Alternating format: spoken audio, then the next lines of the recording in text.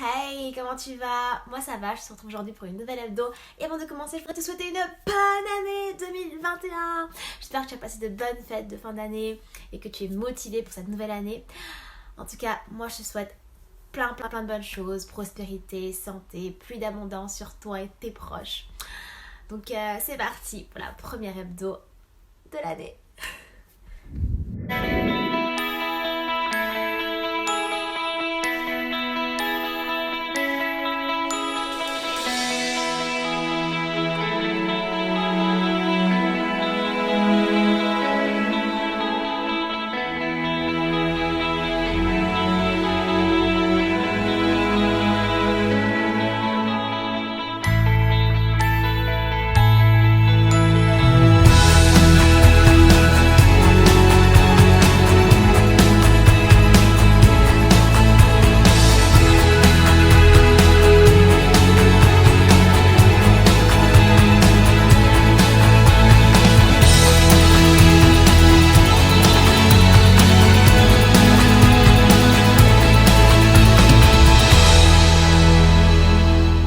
Pour cette première hebdo, je te propose de revenir un peu sur mon année 2020.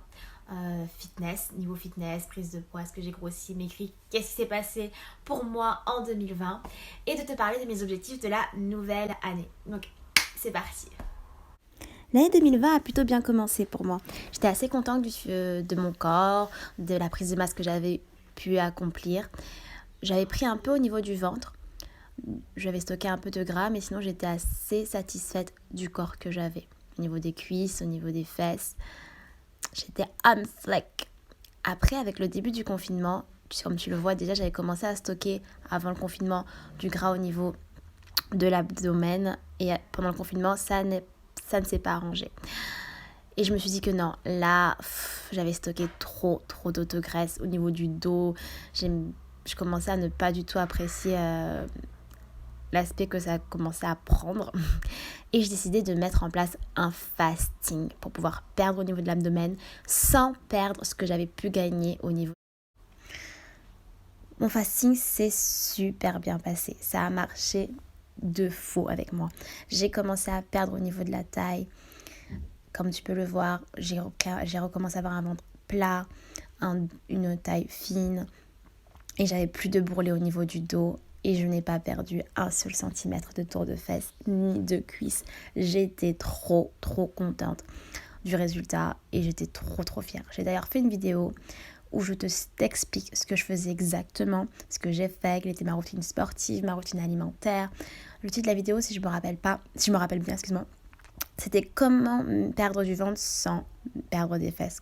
Et je te mettrai le lien en barre d'infos ou en haut à droite. J'étais super contente.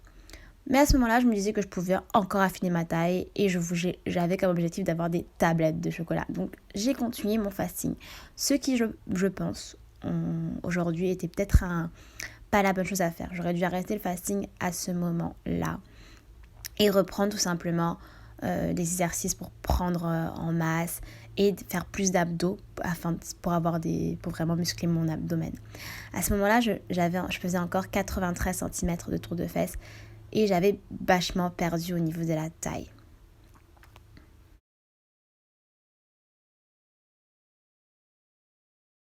Durant l'été, je me suis un peu relâchée niveau partie sportif et j'ai continué mon fasting, ce qui a fait qu'à la rentrée, j'avais vraiment perdu. Comme tu peux le voir ici, j'avais vraiment plus aucune graisse au niveau de l'abdomen. J'avais vraiment une taille très fine et un dos sans graisse, mais j'avais perdu au niveau des fessiers et des cuisses.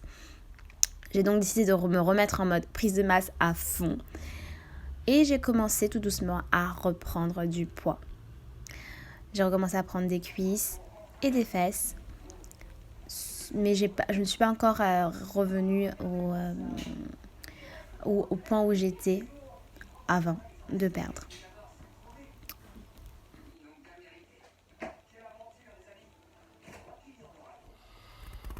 Aujourd'hui, j'ai repris mes mesures pour la vidéo et comme tu vois, je fais 90 cm de tour de fessier, 3 cm en moins que dans ma meilleure forme dans l'année.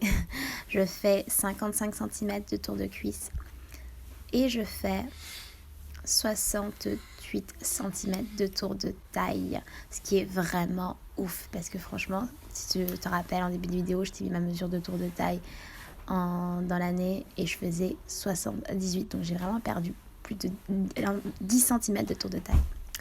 Donc pour cette nouvelle année, mes nouveaux objectifs sont de comprendre ma prise de masse.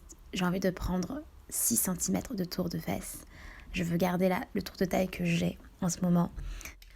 Le premier conseil que je te donnerais pour bien démarrer cette année, c'est d'avoir des objectifs clairement définis. De les noter quelque part, de les noter dans un endroit où tu pourras les voir souvent, tu vois, sur ton portable, ou mettre en fond d'écran ou sur un papier que tu vas coller sur quelque part d'accessible dans ta chambre ou autre, pour les avoir sous les yeux. Quand tu as des objectifs clairement définis, tu peux te mettre en place un programme sportif et alimentaire qui va te permettre de les atteindre. Et si tu les as sous tes yeux, tes objectifs, ça te permettra de tout le temps te motiver pour les atteindre. Donc voilà mon premier conseil de l'année, et des objectifs clairement définis. Voilà, c'est tout pour l'épisode de cette semaine. J'espère que ça t'aura plu. En tout cas, moi, je te vois plein de bonne énergie. Je suis contente d'être là et de faire cette vidéo pour toi. Et j'espère qu'on passera une année avec plein d'hebdos super intéressantes qui te plairont et que je prendrai plaisir à faire. N'oublie pas d'aimer la vidéo, de la partager, de mettre des commentaires pour me donner la force. Et je te dis à la semaine prochaine.